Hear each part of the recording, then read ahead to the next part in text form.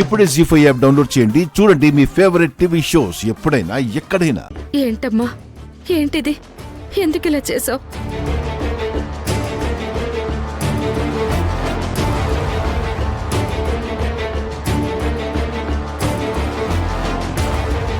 ఇప్పటిదాకా ఆయన నా భర్త అనుకుని, మీరు నా వాళ్ళు అనుకుని, అది నా ఇల్లు అనుకుని అన్నే వదులుకొని వచ్చాను.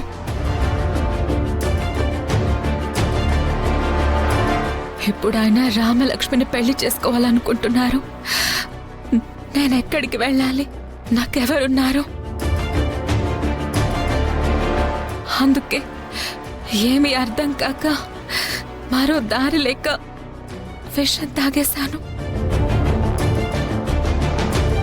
నా ప్రేమని అర్థం చేసుకుని శౌర్య సార్కి నా చావుని గిఫ్ట్గా ఇద్దామనుకుని చేస్తే నన్ను హాస్పిటల్కి తీసుకొచ్చి మళ్ళీ నన్ను ఎందుకు బ్రతికించారత్తయ్యా? అయ్యో, అలా మాట్లాడకమ్మా. చావాల్సిన కర్మ నీకేం పట్టిందమ్మా? ఆ రామలక్ష్మితో పెళ్లి అనుకున్నారు కానీ పెళ్లి అవ్వలేదు కదా. అప్పుడే నువ్వింత అఘాయిత్యానికి పాల్పడాలా? వాళ్ళ పెళ్ళయ్యాకైనా నేను చావాల్సిందే కదా అత్తయ్య.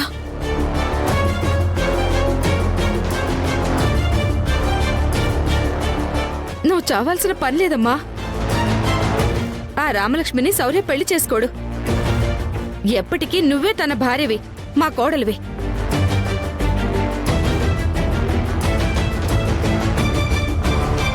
అలా అని మీరంటున్నారు కానీ సార్ అంటం లేదు కదా అత్తయ్య. వాడి మాటతో ఏం పనమ్మా? నేను మాటిస్తున్నానుగా. ఇదే నా మాట. మీ ఇద్దరికి పెళ్లి చేస్తాను. అదే మాట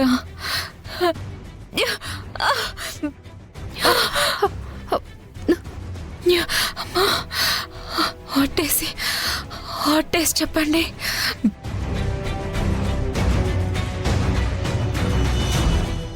అమ్మా అమ్మా బొట్టు.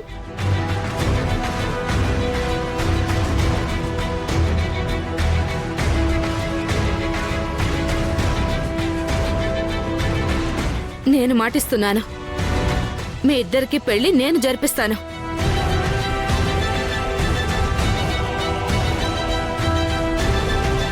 సరే అత్తయ్య, మీరు ఒట్టు వేశారు కాబట్టి ఓపిగ్గా ఎదురు చూస్తాను. ఆ రామలక్ష్మితో పెళ్లి క్యాన్సిల్ అయిందా సరే, లేదంటే మాత్రం ఇప్పటిలో కొంచెం విషం తాక్కుండా నా చావు కారణం మీరు ముగ్గురే అని A1, A2, A3 కింద మీ ముగ్గురు పేర్లు రాసి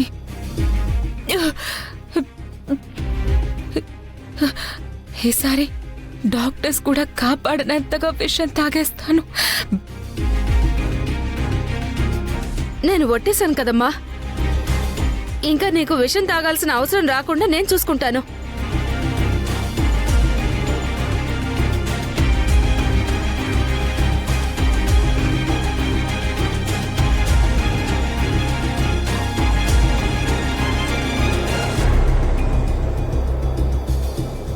జీ5 యాప్ డౌన్లోడ్ చేసి అన్ని ఎపిసోడ్స్ పూర్తి ఉచితంగా చూడండి.